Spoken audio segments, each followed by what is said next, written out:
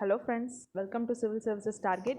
இந்த வீடியோவில் பார்த்தீங்கன்னா September 19th Sunday Hindu news பேப்பரில் page 15 FAQ page, so frequently asked question அந்த பேஜோட அதில் இருக்கக்கூடிய எடிட்டோரியல்ஸ் மாதிரி இருக்கும் சரிங்களா. அதை ஒரு டிஸ்கஷன் தான் நம்ம பார்க்க போகிறோம். ஸோ வெரி இம்பார்ட்டன்ட், சண்டேயோடைய பேப்பரும் வெரி இம்பார்ட்டன்ட். ஸோ நிறைய பேர் ஸ்கிப் பண்ணிடுவாங்க. பட் வந்து இப்போ ரீசெண்டாக பார்த்தீங்கன்னா எல்லா அந்த வீக்கோடைய இம்பார்ட்டண்ட் இஷ்யூஸ் எல்லாமே வந்து மொத்தமாக ஒரு 4-5 எடிட்டோரியல் மாதிரி அவங்க வந்து டீட்டெயிலாக கொடுத்துட்றாங்க. ஸோ என்ன ஸ்டோரி சோஃபார் அப்படின்னு சொல்லி கொடுத்துட்டு அதுக்கப்புறம் ஒரு அனாலிசிஸ் மாதிரி அவங்க கொடுத்துட்றாங்க. ஸோ இது வந்து வெரி வெரி இம்பார்ட்டன்ட். ஸோ இடையில வந்து எடிட்டோரியல் டெய்லி அனாலிசிஸ் வந்து போடாமல் ஸ்டாப் பண்ணியிருந்தோம். சில பேர் வந்து அதை போட சொல்லி கேட்டிருக்காங்க. So I tried few methods like club பண்ணி போடலாம். அந்த வாரத்தோட எடிட்டோரியல்ஸ் எல்லாம் வந்து இஷ்யூஸ் வந்து ரிப்பீட் ஆகும்போது ஸோ கிளப் பண்ணிவிட்டு எண்டில் வந்து போடலாம் அப்படின்லாம் பார்த்தேன். ஸோ அது வந்து ஒரு சில 2 வீடியோ போட்டேன், பார்த்தீங்கன்னா செக் பண்ணி பாருங்கள். அந்த Pegasus video and local body ஒரு வீடியோ போட்டிருக்கேன். ஸோ அந்த மாதிரி இஷ்யூஸ் டைப்பில் வேணுமா, அதோட லிங்க்கும் நான் கொடுக்குறேன். அது கொஞ்சம் நல்லா இருந்த மாதிரி இருந்துச்சு. பட் அதோட ஃபாலோ அப் எப்படி பண்ணுறது அப்படின்னு சொல்லிட்டு ஒரு டவுட் இருந்துச்சு. ஸோ இப்போ வந்து பார்த்திங்கன்னா ஸோ இதை வந்து நம்ம டெய்லி அனாலிசிஸாக வந்து இப்போ போடுவோம். ஸோ எது வேணுமோ அதை வச்சு நம்ம கண்டினியூ பண்ணிக்கலாம் சரிங்களா. So let's go to this first article, that is what is the need for a bad bank. So பார்த்தீங்கன்னா உங்களுக்கு வந்து பேட் பேங்க் அப்படிங்கிற கான்செப்ட் வந்து அதிகமாக வந்து நியூஸில் இருக்கும். இது வந்து ஆல்ரெடி வந்து உங்களுக்கு இந்த கொஷின் வந்து யூபிஎஸ்சி ப்ரிலிம்ஸ்லேயே வந்து கேட்டிருக்காங்க. ஐ திங்க் பேரா அப்படின்னா என்ன அப்படிங்கிற மாதிரி ஒரு கொஷின் வந்து கேட்டிருக்காங்க. ஸோ இது வந்து இம்பார்ட்டண்ட்டான ஒரு கான்செப்ட் சரிங்களா. இப்போ ஏன் வந்து இதில் நியூஸில் இருந்துச்சு அப்படின்னா, இப்போ ரீசெண்டாக வந்து யூனியன் கேபினெட் வந்து அனௌன்ஸ் பண்ணியிருக்கிறாங்க 30,600 crore வந்து ஃபெசிலிட்டி ஒருக்காக வந்து கவர்மெண்ட் வந்து கொடுக்க போகுது. ஸோ அசியூம் இது வந்து 30,000 crore கொடுக்குறாங்கன்னா ஒரு இம்பார்ட்டண்ட்டான வந்து ஒரு ப்ராஜெக்ட்னு வச்சுக்கலாம். ஸோ எதுக்காக கொடுக்குறாங்க, for guaranteeing securities to be issued by NARCL அப்படின்னு சொல்லி ஒரு கம்பெனி வந்து புதுசாக வந்து கொண்டு வர போகிறாங்க. That is national asset reconstruction company limited சரிங்களா. ஸோ இதுதான் வந்து பேட் பேங்க். பேட் பேங்க் அப்படிங்கிறது it is nothing but a company that is being used that is to aggregate, இதுதாங்க answer, aggregate and consolidate lenders NPAs or bad loans. அதாவது இப்போ நமக்கு இருக்கக்கூடிய பிரச்சனை என்ன பேங்கிங் சிஸ்டமில் அப்படின்னா, பேங்க் வந்து லென் பண்ணணும். லென் பண்ணுறதுக்கு வந்து நிறைய இந்த கஸ்டமர்ஸ் இருப்பாங்க இல்லையா, ஸோ பாரோவர்ஸ் இருப்பாங்களா, அவங்களுக்கு லென் பண்ணும்போது சில பிரச்சனைகள் வருது. ஸோ அந்த பாரோவர் வாங்குறவங்க வந்து அதிகமாக என்ன பண்ண மாட்டேங்கிறாங்கன்னா ப்ராப்பராக திருப்பி செலுத்துறதில்ல. அவங்கக்கிட்ட இருக்கக்கூடிய அந்த அசட்ஸ் வந்து பெர்ஃபார்ம் பண்ணுறதில்ல. ஸோ NPA நான் பெர்ஃபார்மிங் அசட்ஸ். ஸோ ப்ராப்பராக வந்து அவங்க வாங்கக்கூடிய அந்த முதலும் சரி வட்டியும் சரி சரியாக செலுத்தாமல் லாக் ஆகியிருக்கும். ஸோ தட் பேங்க்னால் என்ன பண்ண முடியாதுன்னா அவங்களுக்கு வந்து இன்கமிங் அந்த ஒரு வேல்யூ வேணும் இல்லையா. ஸோ அந்த மணி இருந்தால் தான் அடுத்த லெண்டர்ஸ்க்கு அவங்களால கொடுக்க முடியும். அவங்களுடைய ஆப்ரேஷன்ஸ் வந்து critical operations and other activities len பண்ணுறது ரன் பண்ணுறது எல்லாமே பண்ண முடியும். ஸோ இந்த மாதிரி அசட் வந்து என்ன பண்ணியிருக்கு அப்படின்னா லாக் ஆகியிருக்கு. ஸோ இதனால் அவங்க பேலன்ஸ் ஷீட்னா என்ன, நம்மளுடைய என்ன வருவாய் அதுக்கப்புறம் என்ன செலவு அப்படிங்கிற அந்த அக்கௌண்ட். ஸோ அதில் வந்து பிரச்சனைகள் ஏற்படுது. ஸோ அது நல்லா நீட்டாக க்ளீனாக இருந்துச்சுன்னா தான் அவங்கள நம்பி என்ன பண்ணுவாங்க, அடுத்தடுத்து வந்து கடன் கொடுக்கறதுக்கு பேங்க்குமே வந்து பெர்ஃபார்ம் பண்ண முடியும். ஸோ இப்போ வந்து பேங்க் வந்து என்ன இருக்குது அப்படின்னு பார்த்தீங்கன்னா நான் பெர்ஃபார்மிங் அசட்ஸ் வந்து அதிகமாக இருக்குது. இதை ஃப்ரீ பண்ணணும்.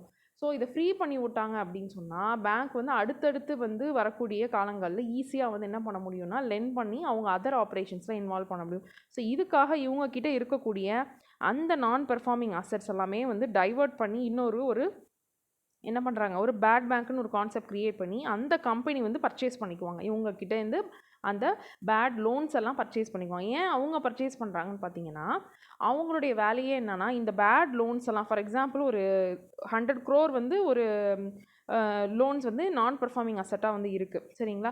ஸோ அதை அப்படியே இவங்க வாங்கிக்கிட்டு இவங்களோட வேலையே இந்த பேட் பேங்க்கோட வேலையே என்னென்னா அந்த அசட்டை வந்து எப்படி வந்து லிக்விடேட் பண்ணி வருமானமாக மாற்றி என்ன பண்ண முடியும், திருப்பி வந்து எக்கனாமிக்கில் கொண்டு வர முடியும் அப்படிங்கிறதான். ஸோ தட் பேங்க் வந்து என்ன ஆகிடுவாங்கன்னா ஃப்ரீ ஆகிடுவாங்க. அவங்களுடைய ஆக்டிவிட்டி வந்து இந்த மாதிரி அந்த வசூலிக்கிறது, அவங்கக்கிட்ட போய் அந்த நான் பெர்ஃபார்மன்ஸாக இருக்கக்கூடிய அந்த பாரோவர்ஸ் கிட்ட போய் வசூலிக்கிறது அண்ட் தென் அவங்கள வந்து கரெக்டாக வந்து பே பண்ண சொல்கிறது, இந்த மாதிரி வேலையெல்லாம் செய்யாமல் அவங்க வந்து லென் பண்ணுற அவங்களுடைய ப்ரைமரி இதில் ஃபோக்கஸ் பண்ணலாம்.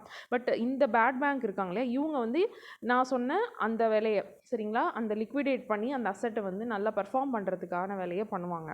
ஸோ இவங்களுடைய ஃபோக்கஸ் இதுவாகிடும். பேங்க் வந்து இந்த அவங்களுடைய அந்த ஒரிஜினல் வேலையில் இன்வால்வ் ஆகலாம் அப்படிங்கிறதான் கான்செப்ட். ஸோ தட் எக்கனாமி வந்து திருப்பி வந்து என்ன ஆகும், ஆக்டிவேட் ஆகும். ஸோ லோன்ஸ் வந்து இவங்க ஃப்ரெஷ்ஷாக வந்து நிறைய பேருக்கு கொடுக்கலாம். சரிங்களா, இதுதான் வந்து கான்செப்ட். ஸோ அதுக்கு அவங்க யூஸ் பண்ணுற வார்த்தை என்னென்னா அக்ரிகேட் அண்ட் கன்சாலிடேட் பண்ணலாம். கன்சாலிடேட் பண்ணி மொத்தமாக வந்து பேட் லோன்ஸை வந்து என்ன பண்ணலாம் அப்படின்னா அக்ரிகேட் அண்ட் கன்சாலிடேட் பண்ணலாம். So this is the definition for a bad bank. So இது வந்து பார்த்துக்கோங்க. Next, what is a bad bank and specifically NARCL அப்படின்னு சொல்லிட்டு இவங்களே வந்து கொஞ்சம் கொடுத்துருக்குறாங்க. So it is a financial entity தான். ஸோ பேட் பேங்க்றது ஃபினான்ஷியல் என்டைட்டி. நான் சொன்ன மாதிரி NPA வந்து பேங்க் கிட்டேருந்து வாங்கிட்டு அது ரிசால்வ் பண்ணிவிடுவாங்க. ஸோ தட் பேங்க்ஸ் வந்து can focus on growing it's business. So fresh loans வந்து கொடுக்கலாம். ஸோ இப்போ NARCL அப்படிங்கிற கம்பெனி வந்து பார்த்திங்கன்னா பப்ளிக் செக்டார் பேங்க்ஸ்னால 51% வந்து ஓனர்ஷிப் வந்து இருக்கும். ஸோ தட் இது வந்து 51% இருக்கும்போது யார், கவர்மெண்டோடைய ஒரு ஓனர்ஷிப் வந்து உங்களுக்கு இருக்கும். Proposes to take over the fully provisional stressed assets. பார்த்தீங்கன்னா ஃபஸ்ட்டு ஃபேஸில் வந்து இவங்க 90,000 கோடி கிட்ட வந்து நம்ம கிட்ட நாட்டில் இருக்க ஸ்ட்ரெஸ்ட் அசட்டை வந்து என்ன பண்ணுவாங்கன்னா வாங்குவாங்க. அடுத்து செகண்ட் ஃபேஸில் வந்து உங்களுக்கு ரிமைனிங் இருக்கக்கூடிய 2 lakh crore அசெட்ஸை வாங்குவாங்க. ஸோ இதில் முக்கியமாக நோட் பண்ண வேண்டியது, ஃபஸ்ட்டு ஃபேஸில் வந்து அவங்க வந்து பெரிய சைஸில் இருக்கக்கூடிய NPAவை தான் வந்து என்ன பண்ண போகிறாங்க, அக்வயர் பண்ண போகிறாங்க. தட் இஸ் 500 crore வரைக்கும் இருக்கக்கூடிய ஒரு NPAவாக அவங்க வந்து பார்ப்பாங்க. ஸோ தட் அவங்களால ஈஸியாக அதுலேருந்து கொஞ்சம் ரிட்ரீவ் பண்ண முடியும் அப்படிங்கிறத கான்செப்ட். செகண்ட் ஃபேஸில் சின்ன NPAஸ்லாம் அவங்க வந்து ஃபோக்கஸ் பண்ணுவாங்க. சரிங்களா. ஹவ் வில் NARCL ஆப்ரேட் பண்ணுறது எப்படின்னா, இப்போ ஜஸ்ட்டு வந்து அந்த பேட் பேங்கை செட் பண்ணோன்னே அது வந்து ஈஸியாக ஆப்ரேட் பண்ண முடியாது. அதுக்கு வந்து பின்னாடி வந்து இன்னொரு கம்பெனி வந்து செட் பண்ணி கொடுக்குறாங்க. That is India dept resolution company. இது என்ன பண்ணுவோன்னா அந்த நம்ம மேலே சொன்ன அந்த NARCLக்கு வந்து ஹெல்ப் பண்ணுவாங்க. ஃபஸ்ட்டு என்ன பண்ணுவாங்கன்னு பார்த்தீங்கன்னா, கவர்மெண்ட் வந்து தட் இஸ் 15% கேஷ் பேமெண்ட் வந்து கொடுப்பாங்க. சரிங்களா. ஃபினான்ஸ் மினிஸ்டர் செட் NARCL, அதாவது இந்த பேட் பேங்க் வந்து நம்மளுடைய பேங்க் இருக்காங்களோ, எந்த பேங்க்லேருந்து NPA பர்ச்சேஸ் பண்ண போகிறாங்களோ இவங்களுக்கு வந்து 15% ஆஃப் தட் அந்த வேல்யூ ஆஃப் தி அசெட் அதை வந்து பே பண்ணுவாங்க. 100 கோடினா அதில் வந்து 15% அது வந்து பே பண்ணுவாங்க. சரிங்களா. ஃபஸ்ட்டு எடுத்தோன்னே பேஸ்ட் ஆன் த வேல்யூவேஷன். அதுக்கப்புறம் மீதி ரிமைனிங் அந்த பர்சன்டேஜ் 85% உங்களுக்கு இருக்கு இல்லையா, அதுக்கு வந்து உங்களுக்கு செக்யூரிட்டி ரெசிப்டாக வந்து பே பண்ணிடுவாங்க. ஸோ 15% தான் ஃபஸ்ட் இனிஷியலாக பே பண்ணுவாங்க. அதை பர்ச்சேஸ் பண்ணிவிட்டு அதை வந்து லிக்விடேட் பண்ணுவாங்க. சரிங்களா. அதான் செகண்ட் ஸ்டெப். தென் கொஞ்ச நாள் கழித்து உங்களுக்கு வந்து ரிமைனிங் வேல்யூஸையும் வந்து 85% ஆஃப் த வேல்யூவையும் ரெசல்யூஷன் முடிஞ்சோன்னே அவங்க வந்து பே பண்ணிடுவாங்க. இன்பிட்வீன் இதில் வந்து உங்களுக்கு அந்த NARCLக்கு வந்து ஒரு கேரண்டி கொடுக்கணும். அவங்க எதை வந்து நம்பி 15% வந்து அவங்க காசு கொடுப்பாங்க, செக்யூரிட்டி ரெசிப்ட் கொடுப்பாங்க. ஸோ அதுக்கு வந்து கவர்மெண்ட் வந்து என்ன பண்ணுறாங்கன்னு பார்த்தீங்கன்னா கேரண்டி பண்ணுறாங்க 30,000 crore. இதுக்கு தான் வந்து பேக் ஸ்டாப் ஃபெசிலிட்டியாக வந்து கொடுக்குறாங்க. ஸோ நம்ம மேலே சொன்ன அந்த 13,000 crore எதுக்குன்னு புரியுதுங்களா. சரிங்களா. Okay. So why is the centre, ஏன் வந்து இப்போ கொடுக்கணும் இந்த 30,000 crore கண்டிப்பாக கொடுத்தே ஆகணும் அப்படின்னா ஒரு எமர்ஜென்சிக்காக தான். ஒரு இப்போ நடக்கக்கூடிய அந்த ரெசல்யூஷன் ப்ராசஸ்க்கு ஒரு கிரெடிபிலிட்டி வேணும் இல்லையா. ஸோ இதை நம்பி வந்து அது ரெசல்யூஷன் நடத்தலாம் அப்படின்னு சொல்லிட்டு பின்னாடி வந்து பிஹைண்டில் ஒரு நம்பகத்தன்மை கிரியேட் பண்ணுறதுக்காக. ஸோ கண்டிஜென்சி பஃபராகவும் வந்து அது இருக்கும். ஸோ அதுக்காக தான் வந்து சென்டர் வந்து இந்த பேக் ஸ்டாப் ஃபெசிலிட்டியாக வந்து உங்களுக்கு கொடுக்குறாங்க. ஸோ எனிவே என்ன சொல்கிறாங்கன்னா, ஒரிஜினலாக அந்த வேல்யூ 500 கோடி அப்படின்னு சொல்லி அவங்க வந்து அதை வேல்யூ பண்ணாங்கன்னா அதை விட ரியலைசேஷன் வேல்யூ வந்து என்ன பண்ணால் மெனி கேசஸில் வந்து எக்ஸீட் ஆகும். இப்போ 500 கோடியை விட ஒரு 600 கோடி 700 கோடி கூட உங்களுக்கு வந்து என்ன ஆகலாம், ரியலைசேஷன் வேல்யூ அதிகமாகும். ஸோ அதனால் உங்களுக்கு ஃபைனலாக வந்து உங்களுக்கு என்ன இருக்கும், சில கேசஸில் வந்து நல்ல லாபம் கிடைக்கும் அப்படிங்கிற மாதிரி இதில் டிஸ்கஸ் பண்ணியிருக்காங்க. What lies ahead for the banking industry. So banking இண்டஸ்ட்ரியை பொறுத்த வரைக்கும் இது வந்து இன்சென்டிவைஸ் பண்ணும் கண்டிப்பாக. So it will incentivise and better value ரியலைசேஷனும் கொடுக்கும். பட் இதில் என்ன சொல்கிறாங்கன்னு பார்த்தீங்கன்னா, NARCL வந்து ஒரு கேரண்டி ஃபீ மாதிரி சென்ட்ரல் கவர்மெண்ட்டுக்கு வந்து ஒரு ஃபீ வந்து ஸ்டார்டிங்கில் கொடுக்குற மாதிரி இருக்கும். அவங்க வந்து 15% வந்து 15% இல்லை, அந்த 30,000 crore வந்து கேரண்டி கொடுக்குறாங்களே. ஸோ NARCL வந்து அதுக்கு ஒரு ஃபீ வந்து கொடுக்குற மாதிரி இருக்கும் அப்படின்னு சொல்லியிருக்காங்க. இதுக்கு கிரிட்டிசிசம் இருக்குங்க, 2 பாயிண்ட் இருக்குது. ஒன்று வந்து பார்த்தீங்கன்னா, இப்போ நீங்கள் வந்து பேங்க்குக்குன்னு ஒரு கடமை இருக்குல்லங்க. இப்போ வந்து அவங்க வந்து ஒருத்தவங்களுக்கு லெண்ட் பண்ணுறாங்கன்னு பார்த்தீங்கன்னா, அவங்கக்கிட்டேருந்து அவங்க வந்து கிரெடிபிளான வந்து ஒரு பாரோவரா அப்படின்னு பார்த்து அவங்களால வந்து திருப்பி செலுத்த முடியுமான்னு பார்த்து அவங்க லெண்ட் பண்ணணுங்கிறதும் அவங்களுக்கு இருக்கக்கூடிய ஒரு டியூட்டி தானே. ஸோ இப்போ என்ன பண்ணுறதுக்கு வாய்ப்பு இருக்குன்னா, அந்த ரிஸ்க்கை வந்து அக்சஸ் பண்ணுறதுல மேபி வந்து அவங்க கொஞ்சம் லேகிங் ஆகிடுறதுக்கு வாய்ப்பு இருக்குது. நம்மக்கிட்ட தான் வந்து பேட் பேங்க்குங்கிறவங்க வந்து வாங்கிக்கிறாங்கல்ல அப்படின்ற ஒரு மைண்ட் செட் அவங்களுக்கு வரதுக்கு சான்ஸ் இருக்குது. ஸோ அதனால் வந்து ஃப்ரெஷ்ஷாக கொடுக்குற லோன்ஸை வந்து அவங்க இன்னும் சரியா ப்ராப்பராக பார்க்காம கொடுக்கலாம் அப்படிங்கிற மாதிரி சொல்லியிருக்காங்க. ரெண்டாவது கிரிட்டிசிசம் என்னன்னு பார்த்தீங்கன்னா, BISன்னு சொல்லுவோம் இல்லையா, bank for international settlements. So இவங்க இன்டர்நேஷ்னல் லெவலில் இருக்கக்கூடிய ஒரு ஆர்கனைசேஷன். ஸோ இவங்க என்ன சொல்கிறாங்கன்னா, இது மட்டும் பத்தாது. ஸோ இதுக்கு வந்து பேட் பேங்க் கான்செப்ட் மட்டும் பத்தாது, நீங்கள் வந்து இன்னும் கொஞ்சம் அசட்டை வந்து செக்ரிகேட் பண்ணணும், ரீகேபிட்டலைசேஷன் இன்னும் திருப்பி வந்து அதிகமான அளவு ஃபண்டை வந்து உள்ளுக்குள்ளே கேபிட்டலைஸ் பண்ணி கொடுக்கணும் அப்படின்னு சொல்லிட்டு ஒரு பாயிண்ட் கொடுத்துருக்காங்க. ஸோ இது ரெண்டுமே வந்து நம்ம என்ன பண்ணலாம்னா நம்மளுடைய சொல்யூஷனாவோ இல்லை வந்து அதில் இருக்கக்கூடிய கிரிட்டிசிசம் மாதிரி கேட்டாங்கன்னா நம்ம வந்து ஆன்சராக வந்து எழுதலாம். ஸோ இதாங்க bad bank concept. Okay, second important article என்ன, why is it difficult for India to get to net zero அப்படின்னு சொல்லி. இதுவும் வந்து டெய்லி வந்து நியூஸில் வந்து இருக்கக்கூடிய ஒரு விஷயந்தான். ஸோ அது எல்லாமே கம்பைல் பண்ணி இதில் இருக்குது. ஸோ நெட் ஜீரோனா என்ன, அதுக்கப்புறம் வந்து இந்தியாவுடைய ஸ்டாண்ட் என்ன அதில். ஸோ இந்த கிளைமேட் சேஞ்சை பொறுத்த வரைக்கும் நம்ம நாடுகள் எல்லாமே வந்து என்ன பண்ணுறாங்கன்னா பாரிஸ் கிளைமேட் அக்ரிமெண்ட்டில் வந்து சில முடிவுகள் எடுக்கிறாங்க. ஸோ அதன்படி இந்தியாவும் என்ன பண்ணிச்சு அப்படின்னு பார்த்தீங்கன்னா INTC, intended national determine contribution அப்படின்னு சொல்லிட்டு தன்னால் முடிஞ்சது என்னென்னலாம் செய்ய முடியும்னு சொல்லி ஒரு 3 விஷயங்களை வந்து நம்ம வந்து என்ன பண்ணியிருப்போம்னா ப்ளட்ஜ் பண்ணி கொடுத்துருப்போம்.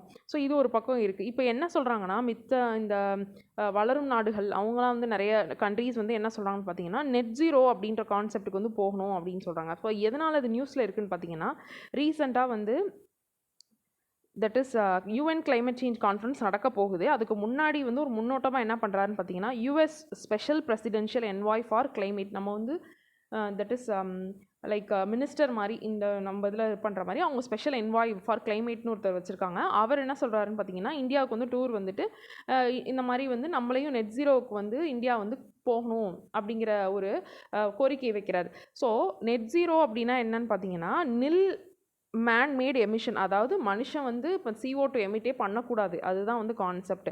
ஸோ அந்த மாதிரி வந்து சொல்லணும் அப்படிங்கிறப்ப இந்தியா சைட்லேருந்து ப்ராப்பரான ஒரு அஷூரன்ஸ் எதுவுமே கிடைக்கல எனக்கு அப்படின்றத அவர் சொல்லிட்டு போகிறார். சரிங்களா? ஸோ இது வந்து பார்த்திங்கன்னா வெளியிலேருந்து பார்த்தோம் அப்படின்னா இப்போ நெட் ஜீரோ வந்து நல்லது தானே, மனுஷனால் வந்து ஒரு CO2 எமிஷன் இல்லாமல் இருந்தால் நம்ம என்ன கேட்கும், குளோபல் வார்மிங் கம்மியாகும், ஸோ ஓஷன் வந்து லெவல்லாம் ரைஸ் ஆகாது, ஸோ நிறைய உயிர்கள் அண்ட் இதெல்லாம் பாதுகாக்கலாம், டிசாஸ்டர்ஸ் வந்து ப்ரிவெண்ட் பண்ணலாம், ரைட்டு. பட் அதுக்கான வேன்னு ஒன்று இருக்கு இல்லையா. இப்போ ஃபார் எக்ஸாம்பிள் என்னென்னா பாரிஸ் கிளைமேட் அக்ரிமெண்ட்டில் ஒரிஜினலாக வந்து பார்த்தோன்னா இந்த மாதிரி வந்து நெட் ஜீரோ வந்து கான்செப்ட் வந்து நமக்கு இல்லை. ஸோ கார்பன் நியூட்ராலிட்டி அப்படின்றதான் பேசியிருப்பாங்க. நீங்கள் எவ்வளோ வந்து எமிட் பண்ணுறீங்களோ அந்த அளவு வந்து நீங்கள் என்ன பண்ணிடணும் அப்படின்னா கார்பனை வந்து திருப்பி வந்து ரீகேப்சர் பண்ணி நியூட்ரலாக வந்து கொண்டு வரணும் அப்படிங்கிறதான் சொல்லியிருப்பாங்க. ஸோ இப்போ வந்து இந்தியன் வியூ பார்த்தோன்னா நம்ம வந்து 3rd லார்ஜஸ்ட் எமிஷன், சரிங்களா, 3rd largest emitter. But per கேபிட்டான்னு பார்த்தோன்னா இண்டிவிஜுவல் எமிஷன் வந்து ரொம்ப ரொம்ப நமக்கு கம்மி. ரெண்டாவது முக்கியமான பாயிண்ட் வந்து ஹிஸ்டாரிக்கலாக வந்து நம்ம அந்தளவு வந்து என்ன பண்ணது கிடையாது, CO2 வந்து நம்ம எமிட் பண்ணது கிடையாது. அதர் அந்த லீடிங் அட்வான்ஸ்டு நேஷன்ஸ் இருக்காங்களா அவங்க தான் வந்து என்ன பண்ணிட்டாங்கன்னா இண்டஸ்ட்ரியல் ரெவல்யூஷன் டைம்லேருந்து இந்த டோட்டலாக இருக்கக்கூடிய அந்த CO2 வந்து அதிகமாக எமிட் பண்ணது அவங்க தான். அதன் மூலமாக அவங்க வந்து நல்லா வந்து என்ன ஆகிட்டாங்க, முன்னேற்றமும் கொண்டு வந்துட்டாங்க. அவங்களுக்கு வந்து நல்ல வந்து ஒரு டெக்னாலஜி ஆஸ் வெல் அஸ் அவங்க பீப்புளோடைய லைஃப் ஸ்டைல் எல்லாமே வந்து அட்வான்ஸ்டாக ஆகிடுச்சு. நம்ம அப்படி கிடையாது. ஸோ நம்ம வந்து ஹிஸ்டாரிக்கலாக நம்ம என்ன சொல்கிறோம் அப்படின்னா இந்தியாவோட ஸ்டாண்ட் வந்து that is common but differentiated responsibility, CBDR அப்படின்னு சொல்கிறோம். சரிங்களா? காமன் ரெஸ்பான்சிபிலிட்டி தான், எல்லா நாடுகளும் சேர்ந்து டுவர்ட்ஸ் அ கோல் நம்ம வந்து கிளைமேட் சேஞ்சை கண்ட்ரோல் பண்ணணும் தான். பட் டிஃப்ரென்ஷியேட்டடாக இருக்குது ரெஸ்பான்சிபிலிட்டி. இப்போ வந்து அமெரிக்காவும் இந்தியாவும் ஒன்று கிடையாது. நீங்கள் உங்களுக்கு ஏற்ற மாதிரி ரெஸ்பான்சிபிலிட்டி அதிகமாக வச்சுக்கோங்க. ஏன்னா ஹிஸ்டாரிக்கலாக உங்களுக்கு வந்து ரெஸ்பான்சிபிலிட்டி அதிகம். நாங்கள் வந்து என்ன பண்ணுறோன்னா கொஞ்சம் இந்த ரிமைனிங் CO2 அந்த பட்ஜெட்டை நாங்கள் யூட்டிலைஸ் பண்ணி கொஞ்சம் முன்னேறிக்கிறோம் அப்படிங்கிறதான் நம்மளுடைய வந்து ஒரு ஸ்டாண்ட். ஸோ இப்போ நெட் ஜீரோ கான்செப்ட் பார்த்தீங்கன்னா according to UN had appealed to 130 countries. So carbon neutrality commit பண்ணுங்கள் by 2050 R considering that target அப்படிங்கிற மாதிரி UN வந்து ஒரு இது சொல்லியிருக்காங்க. இப்போ வாட் இஸ் இந்தியா, இப்போ இந்தியா வந்து நிறைய ஸ்டெப்ஸ் எடுத்திருக்காங்க. இந்தியா வந்து நிறையா கண்ட்ரிஸ் பாராட்டும் வந்து தெரிவிக்கிறாங்க. நம்மளுடைய எய்ம் பார்த்தீங்கன்னா அலைன்டு வித் தி கோல், இதுதாங்க original goal of the Paris இது கிளைமேட் அந்த commitment goal of less than 2 degree global temperature rise. So அதாவது நம்மளுடைய 2 டிகிரிக்கு மேலே வந்து குளோபல் வந்து டெம்பரேச்சர் வந்து ரைஸ் ஆகிடக்கூடாது. இப்போ இருக்க ப்ரெசென்ட் ஆவரேஜை விட அது மாதிரி போயிடக்கூடாது. அது மாதிரி போனால் irreversible டேமேஜ் வந்து கிரியேட் ஆகிடும்.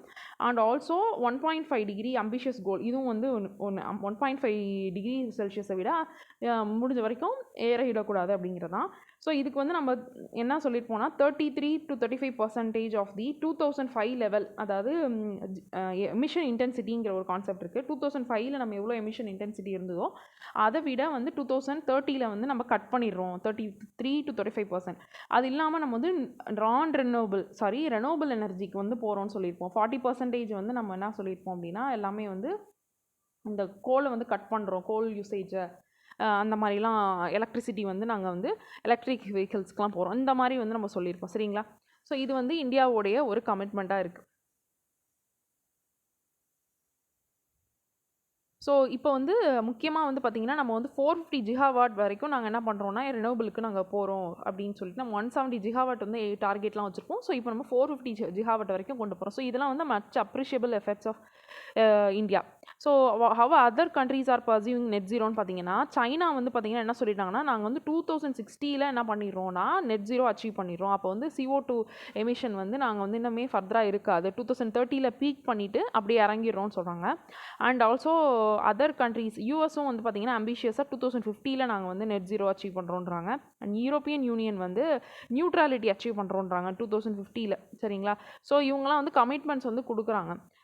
இதை வந்து சில பேர் வந்து கிரிட்டிசிசம் பண்ணுறாங்க. முக்கியமாக பார்க்க வேண்டியது வந்து என்னன்னு சொல்கிறாங்கன்னா பொலிட்டிக்கல் ஒரு ஒரு பாயிண்ட்ஸ்க்காக இந்த மாதிரி தலைவர்கள் அனௌன்ஸ் பண்ணுறதா சொல்கிறாங்க. ரெண்டாவது வந்து இந்த அனௌன்ஸ்மெண்ட்ஸ் வந்து ஜஸ்ட் வந்து ஒரு என்ன சொல்கிறது ப்ரோக்ராஸ்டினேஷன் அப்படின்னா என்னங்க வந்து தள்ளி போடுறதுக்கான ஒரு வேலையை பார்க்குறாங்க. இப்போ வந்து ஈஸியாக வந்து நீங்கள் அனௌன்ஸ் பண்ணிடலாம் அந்த மாதிரி நாங்கள் வந்து நெட் ஜீரோன்னு சொல்கிறோம் அப்படின்னு சொல்லிட்டு. பட் உண்மையிலுமே அதில் ஒர்க் பண்ணணும் இல்லையா? ஸோ ஃபாசில் ஃபியூவல் இண்டஸ்ட்ரி வந்து கண்டினியூ பண்ணும், எக்ஸ்பேண்ட் ஆகும் அப்படிங்கிறத சொல்கிறாங்க.